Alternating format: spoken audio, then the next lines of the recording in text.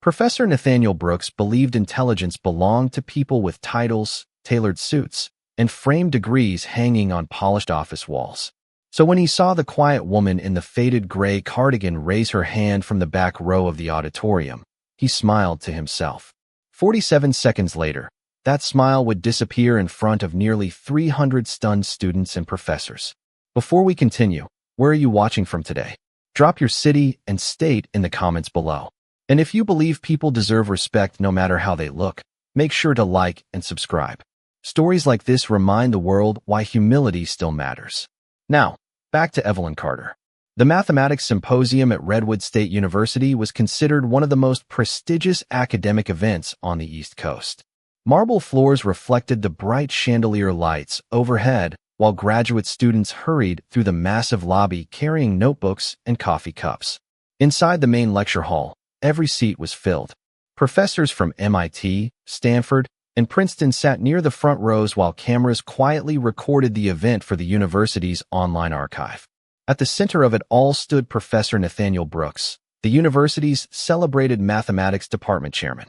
At 58 years old, Brooks carried himself with the confidence of a man who had spent decades being told he was the smartest person in every room. His navy suit was perfectly pressed.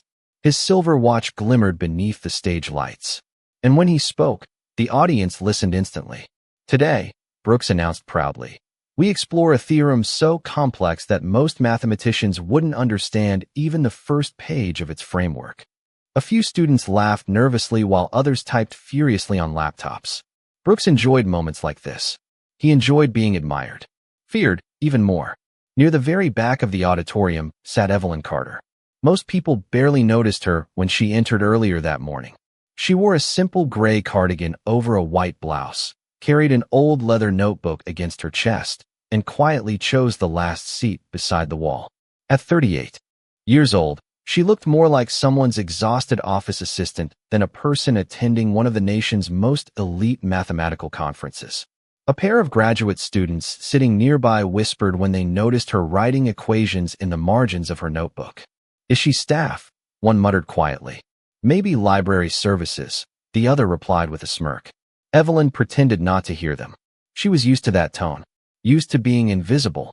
Her calm blue eyes remained fixed on the massive equation projected across the auditorium screen, while Brooks continued presenting his so-called impossible theorem.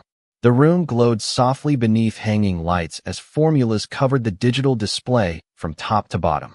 Symbols layered over symbols. Recursive functions wrapped inside complex substitutions. Most students looked overwhelmed after only a few minutes. But Evelyn's expression slowly changed. Her fingers tightened slightly around her pen. Then, almost imperceptibly, her eyebrows narrowed. She had seen something. Evelyn lowered her eyes toward the notebook resting on her lap, while Professor Brooks continued speaking with absolute confidence at the front of the hall. As you can clearly see, he announced, tapping the screen with a silver presentation pointer. The recursive compression barrier makes any further simplification mathematically impossible. Several students nodded immediately, though many looked confused. The giant projection behind him glowed blue across the dark auditorium walls, covering the room in shifting formulas and symbols that seemed almost impossible to follow. But Evelyn followed every line effortlessly. And the more she studied the equation, the more certain she became that something was wrong. Not with the theorem itself. With Brooks's assumption buried inside step 6. Her fingers slowly tightened around the edge of her notebook. She stared at the recursive substitution pattern again. Then again. The flaw was small, almost invisible, but once she noticed it, she could not unsee it. Brooks had accidentally created a contradiction inside his own framework. A contradiction that collapsed the entire impossibility claim. Evelyn swallowed quietly. For a moment she told herself to stay silent. That was easier. Safer. Nobody expected anything from her anyway.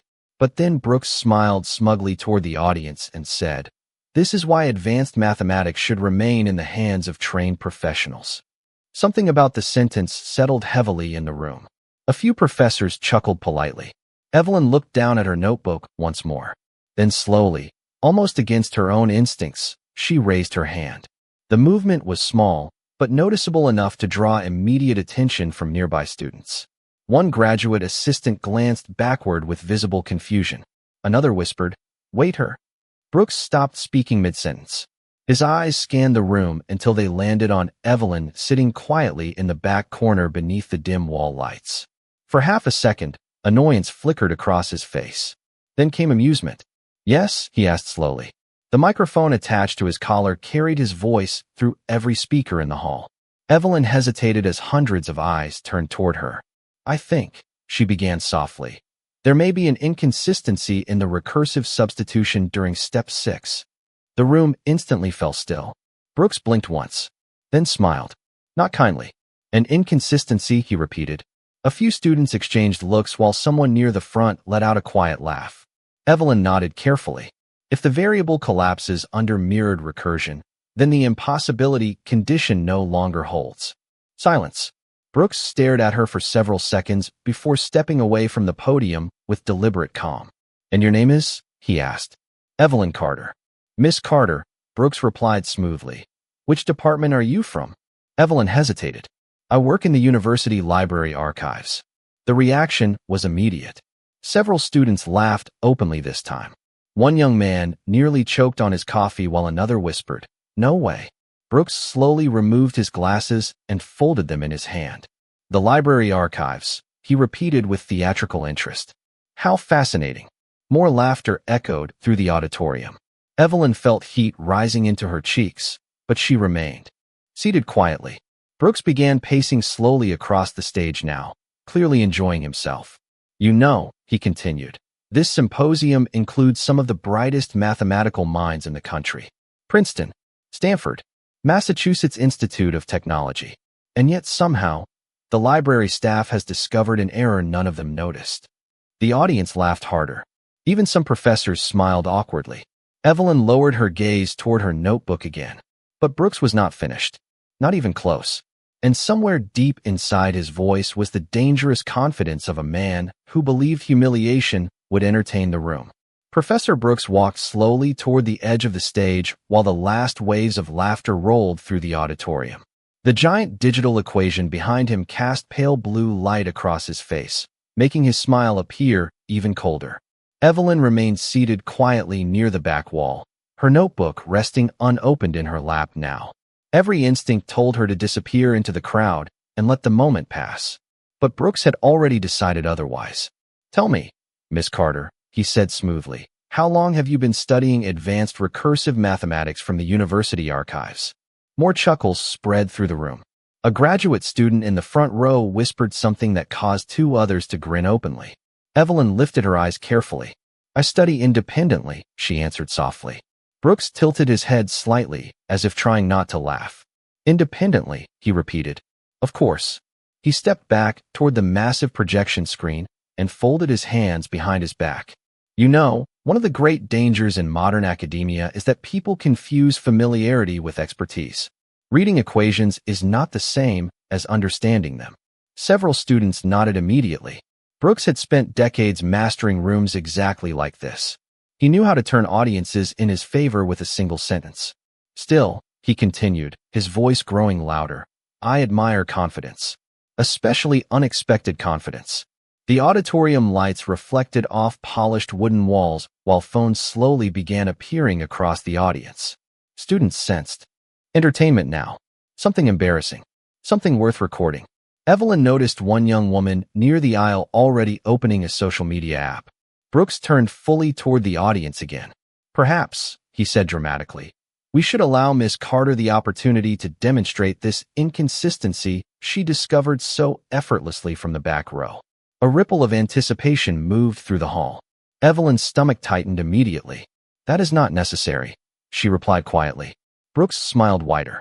"Oh, I insist." The room laughed again. "After all," he continued, "mathematics is about intellectual honesty. If there is truly an error in my theorem, then we all deserve to learn from it." The words sounded noble, generous even, but beneath them sat something sharper, something cruel. Evelyn recognized it immediately. Brooks was not inviting her onto the stage. He was preparing to dismantle her in front of everyone. A professor near the front shifted uncomfortably in his seat, but said nothing. No one interrupted. No one defended her. The silence itself became part of the humiliation. Brooks picked up a piece of white chalk from the podium table and held it between two fingers.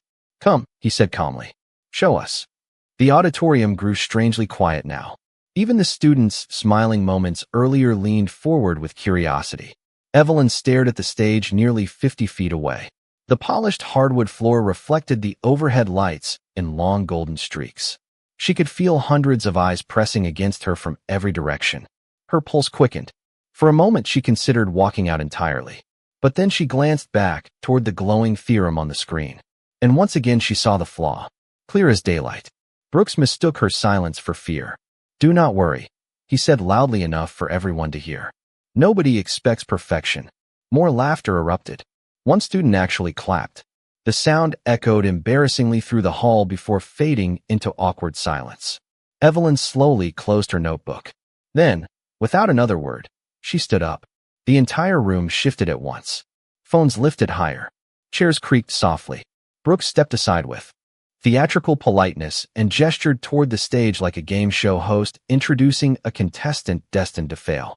But as Evelyn began walking down the center aisle beneath the bright auditorium lights, something about her expression changed. The nervousness faded first, then the embarrassment.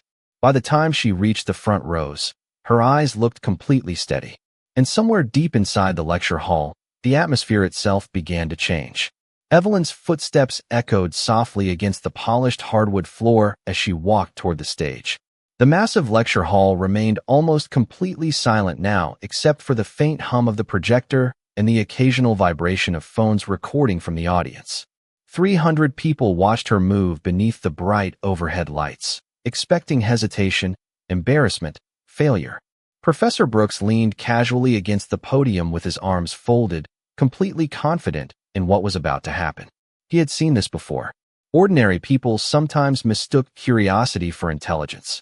And moments later, reality corrected them publicly. Evelyn climbed the short staircase to the stage without speaking. Her gray cardigan looked painfully out of place beneath the elegant lighting and towering digital screen filled with advanced mathematical formulas. Brooks extended the chalk toward her with a thin smile. "Take your time," he said loudly enough for everyone to hear. Complex recursive theory can be intimidating at first. A few students laughed quietly again. Evelyn accepted the chalk without reacting. The white cylinder felt strangely familiar between her fingers. Warm stage lights reflected across the enormous black writing board behind her, while rows of professors watched with growing anticipation. Brooks stepped closer beside her and pointed toward the projected equation. "Please," he said with exaggerated politeness, "show us where the world-renowned mathematics department made its catastrophic mistake." More soft laughter rolled through the auditorium. Evelyn stared at the theorem in silence. Her breathing slowed. Around her, the room faded away piece by piece. The students disappeared first. Then, the lights. Then Brooks's voice. All that remained now were patterns, numbers, structure. She studied the recursive chain carefully, tracing each variable mentally faster than most people could read a paragraph. And there it was again. The contradiction hidden inside the mirrored substitution model. Not impossible. Incomplete. Evelyn quietly walked toward the center of the board. Behind her, Brooks exchanged amused glances with another professor near the front row. Someone whispered, "This is painful." Another student adjusted his phone camera for a better angle. Then Evelyn lifted the chalk. The first symbol appeared quickly. Then another. Then another. The room immediately grew still. Her movements were not hesitant. They were precise, confident, elegant. Chalk glided sharply across the board in smooth, controlled lines, while formulas unfolded with startling speed. Brooks's smile faded almost instantly. His eyes narrowed. Evelyn did not pause once. Every transformation connected flawlessly into the next. Variables collapsed exactly where they should. Recursive barriers dissolved cleanly beneath her substitutions.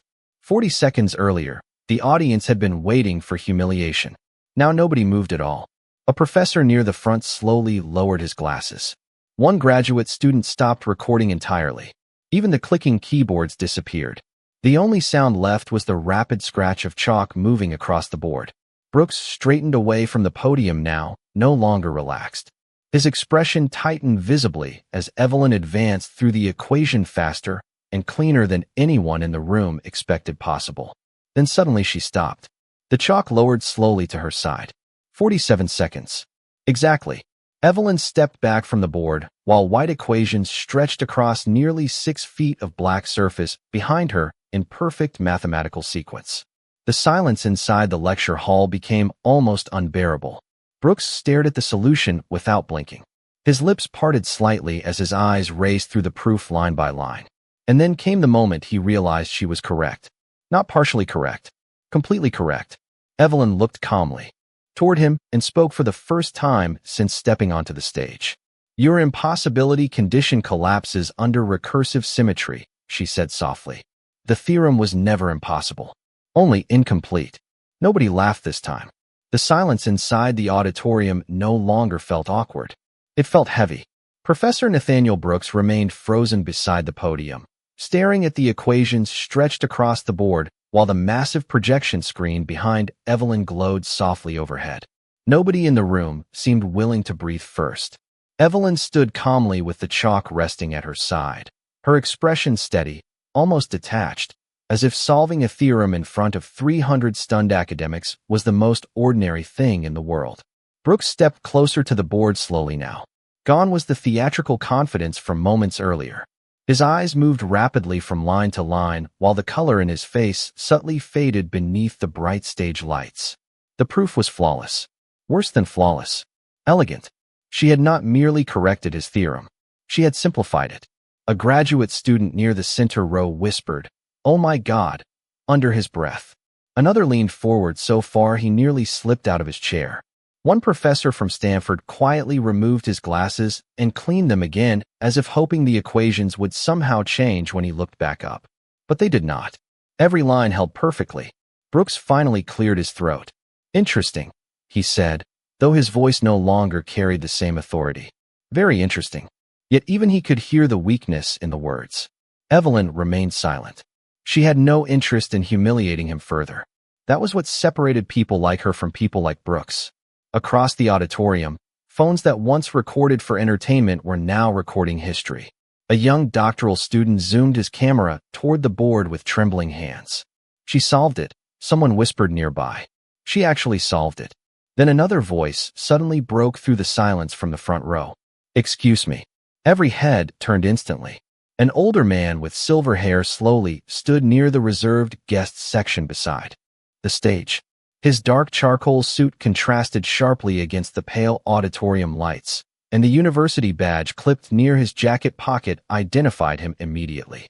Dr. Leonard Whitaker, Massachusetts Institute of Technology, one of the most respected mathematical theorists in the country. The entire room straightened almost instinctively when he rose. Whitaker stared at the board for several long seconds before looking directly at Evelyn. And when he spoke again, his voice carried something no one expected. "Shock. What did you say your name was?" he asked carefully. Evelyn blinked once. "Evelyn Carter." Whitaker's expression changed immediately. Not confusion. Recognition. Realization washed slowly across his face as if an old memory had suddenly returned after years buried beneath dust. "No," he murmured quietly. "That is not possible." Brooks frowned beside him. "Dr. Whitaker." But Whitaker barely heard him. His eyes remained locked on Evelyn now. "Evelyn Carter," he repeated slowly.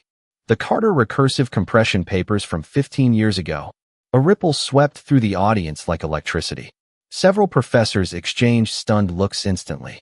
One graduate student near the aisle actually sat upright, so quickly his laptop nearly fell to the floor. Brooks stared at Whitaker in disbelief. "Wait," someone whispered loudly from the back rows. "The Evelyn Carter?" Evelyn lowered her eyes briefly. The reaction alone told the room everything it needed to know. Brooks looked back toward the equations on the board again, and for the first time that afternoon, genuine uncertainty appeared in his face. Because suddenly the quiet woman in the gray cardigan was no longer an amusing librarian who wandered into the wrong lecture hall. She was someone far more dangerous. Someone the world of mathematics had once considered extraordinary before she disappeared completely without explanation. And standing there beneath the bright university lights, Professor Nathaniel Brooks finally began to understand the catastrophic mistake he had made. The lecture hall erupted into whispers so quickly that it sounded like a sudden storm moving through the room. Students turned toward each other in disbelief, while professors leaned forward with expressions that had completely transformed from amusement into stunned recognition. Phones that once captured Evelyn Carter for mockery were now recording her like she was a ghost returned from legend. Professor Brooks remained motionless beside the board, staring at Dr. Leonard Whitaker as though hoping he had misunderstood what was happening. But Whitaker's face carried none of the uncertainty Brooks wanted to see. Only disbelief mixed with admiration. 15 years ago, Whitaker said slowly, his voice echoing across the silent auditorium, Evelyn Carter published a recursive compression framework so advanced that half the mathematics community believed it had to be written by an entire research team. The room went completely still again. Brooks blinked hard. That paper was classified collaborative research, he said quickly. The author's identity was sealed. Whitaker nodded once. Because she was 23 years old at the time. Audible gasps spread across the auditorium. One student covered his mouth entirely while another whispered, "No way." Brooks looked back toward Evelyn now with an expression that no longer contained superiority, only confusion. Evelyn stood quietly beside the board with her hands folded loosely in front of her cardigan, uncomfortable with the attention gathering around her like floodlights. Whitaker stepped slowly closer to the stage. "You disappeared after the symposium in Chicago," he continued carefully. "The entire academic world spent years wondering what happened to you." Evelyn lowered her eyes briefly. "Life happened," she answered softly. The simplicity of the response somehow made the silence even heavier. Brooks stared at her as pieces began connecting painfully inside his mind. The speed, the precision, the confidence hidden beneath humility. None of it had been accidental. He remembered the moment she raised her hand from the back row and suddenly felt heat rise into his face. Every joke, every insult, every laugh he encouraged now echoed back at him in front of the entire university. A graduate student near the aisle finally spoke up. "Wait," he asked nervously. "If she is Evelyn Carter, why is she working in the archives?" Evelyn answered before anyone else could. "Because I wanted peace." Her voice remained calm. "After my father passed away, I stepped away from academia to care for my mother. By the time she was gone too," she paused briefly. "The world had moved on. Nobody moved.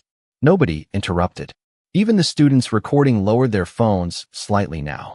The arrogance had drained from the room." Whitaker looked toward the equations still covering the board. "The world may have moved on," he said quietly, "but your mind clearly did not." Brooks swallowed hard beside him. He attempted a strained smile. "Well," he muttered awkwardly, "this has certainly been unexpected." But the words collapsed the moment they left his mouth. Because everyone could hear it now.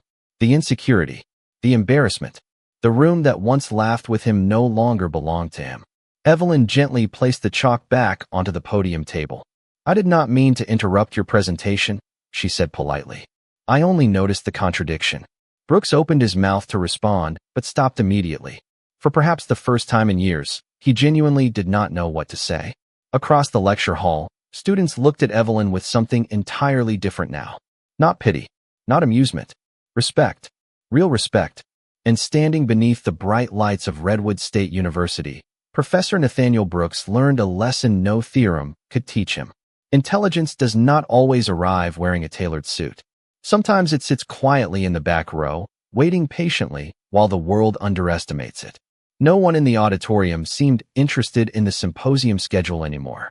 The printed programs resting on chairs and laps had suddenly become meaningless compared to what stood at the front of the room. Evelyn Carter remained beside the board beneath the bright stage lights, while whispers continued moving through the audience in restless waves. Students typed frantically into phones. Professors exchanged stunned glances. Somewhere near the back rows, someone quietly searched her name online and gasped almost immediately. Professor Nathaniel Brooks adjusted his tie slowly, trying to regain the control that had slipped from his hands so completely. But authority is fragile once people stop believing in it. And at that moment, the room no longer looked at him the same way. Dr. Leonard Whitaker turned toward the audience again. "Most of you were probably in elementary school when Evelyn Carter's recursive compression model changed modern computational mathematics," he said. "Her framework influenced encryption systems, artificial intelligence processing, and theoretical quantum modeling years before corporations understood its full value. The students listening now looked almost overwhelmed.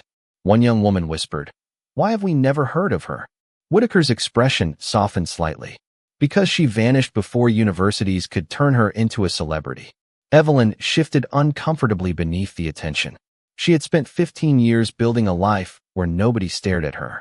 Nobody expected anything extraordinary. She organized archives, restored damaged research papers, worked quietly among old books and forgotten theories while the world moved on without her. And for a long time, that peace had been enough. Brooks cleared his throat suddenly. "Well," he said carefully, forcing composure back into his voice, "regardless of past accomplishments, the purpose of today's symposium remains academic collaboration." But the sentence sounded hollow. Even he knew it. The room barely reacted. A doctoral student near the front finally raised his hand. "Professor Brooks," he asked cautiously, "did you really not recognize her work?" Brooks hesitated for half a second too long. "The research was anonymous," he answered stiffly. "Very few people knew the identity behind the publications." Whitaker looked at him calmly. "That is true," he admitted. "But most serious mathematicians still studied the Carter framework extensively." The subtle implication landed heavily. Brooks's jaw tightened. Across the room, several students avoided eye contact with him entirely now. Others glanced back toward Evelyn with growing admiration. One professor from Stanford quietly began taking notes again. Only now he was taking notes on her equations instead of Brooks's presentation. Evelyn noticed the shift immediately. And strangely, it saddened her more than it pleased her. Respect that appears only after status is revealed never feels entirely genuine. She gently picked up her old notebook from the podium table. The worn leather edges contrasted sharply against the expensive suits and polished technology surrounding her. "I should probably return to the archives," she said softly. Immediately, voices rose around the room. "Wait. Please stay. Can you explain the recursive symmetry adjustment?" A student near the aisle stood halfway from his seat. "Professor Carter," he blurted instinctively before stopping himself. Evelyn smiled faintly for the first time all afternoon. "I was never a professor," she replied gently. The student sat back down awkwardly while nervous laughter rippled softly through the hall. But unlike before, this laughter carried warmth instead of cruelty. Brooks remained near the board staring at the corrected theorem that now overshadowed his entire presentation. For years he had built his reputation around being the smartest voice in every room. But intelligence without humility has a dangerous weakness. It assumes greatness must always look important before it speaks. Evelyn adjusted the strap of her worn notebook against her shoulder and quietly stepped away from the board. And as she began walking toward the stairs at the edge of the stage, the entire auditorium slowly rose to its feet. The applause began with only a few people at first. One student near the front row slowly stood to his feet, clapping almost cautiously as if unsure whether the moment was real. Then another joined him. Then another. Within seconds, the entire lecture hall erupted into thunderous applause that echoed against the marble walls and high ceilings of Redwood State University. Hundreds of people stood together while the sound rolled through the auditorium like crashing waves. Evelyn Carter paused near the edge of the stage, visibly startled by the reaction surrounding her. For 15 years, she had lived quietly among forgotten archives and dusty shelves where nobody noticed her presence. Now the same kind of people who once overlooked her were staring at her with open admiration. But even in that moment, she did not look triumphant. She looked overwhelmed. Professor Nathaniel Brooks remained standing near the board while the applause continued around him. The corrected theorem stretched behind him like a permanent reminder of everything that had just happened. For perhaps the first time in his career, he understood what it felt like to become invisible inside his own lecture hall. A young graduate student approached the front row slowly, still holding his phone. "Professor Brooks," he asked carefully over the fading applause, "does this mean her proof changes the entire framework?" Brooks hesitated. Every eye in the room shifted toward him instantly. The old version of him might have argued, deflected, protected his ego at any cost. But the room no longer belonged to arrogance. It belonged to truth. Brooks glanced toward the equations again before answering quietly, "Yes." The single word landed harder than any speech he could have given. Murmurs swept through the audience immediately. Students stared back toward Evelyn with renewed amazement, while professors began discussing implications among themselves in urgent whispers. Dr. Leonard Whitaker stepped toward Evelyn near the stage stairs. "You should return to research," he said sincerely. "Universities would compete to have you back." Evelyn smiled politely but tiredly. "I am not sure I missed the competition." Whitaker studied her expression carefully. Then he nodded with understanding. "Perhaps that is exactly why your mind remains so clear." Nearby, one of the younger professors approached nervously. "Miss Carter," she asked softly, "would you consider guest lecturing sometime?" Another professor immediately added, "Or publishing again?" Questions began coming rapidly now. "Can we study your recursive simplification model? Do you still have your original notes? Would you collaborate with the department?" Hours earlier, these same people barely noticed her existence. Now they leaned toward her like students searching for answers. Evelyn answered each question with quiet kindness, but something in her eyes remained distant. She had already learned long ago that recognition can arrive too late to matter the way people expect. Across the auditorium, Brooks slowly removed the microphone clipped to his jacket. The movement looked strangely heavy now. He watched Evelyn speaking calmly with students near the stairs and remembered every dismissive word he had aimed at her earlier that afternoon. "The library staff has discovered an error none of them noticed." The memory burned sharply. A young doctoral student stepped beside him hesitantly. "Sir," he said quietly, "I think today may become one of the most important symposiums this university has ever hosted." Brooks stared at the board for a long moment before replying. "Not because of me." The student said nothing, because there was nothing left to say. Sometimes the greatest humiliation is not being publicly embarrassed. It is realizing too late that you laughed at greatness simply because it arrived wearing ordinary clothes. And as Evelyn Carter quietly walked down the auditorium stairs beneath the standing ovation surrounding her, the people inside Redwood State University witnessed something far rarer than genius.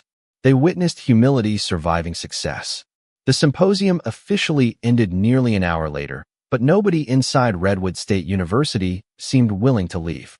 Clusters of students still filled the marble lobby discussing Evelyn Carter in stunned voices, while professors hurried through hallways carrying photographs of the corrected theorem on their phones.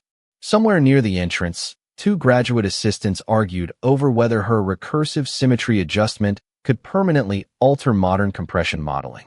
Others searched through old academic archives online, trying to understand how someone so brilliant could vanish from public life for 15 years without the world noticing. But while the university buzzed with excitement, Evelyn quietly returned to the lower-level archives beneath the mathematics building.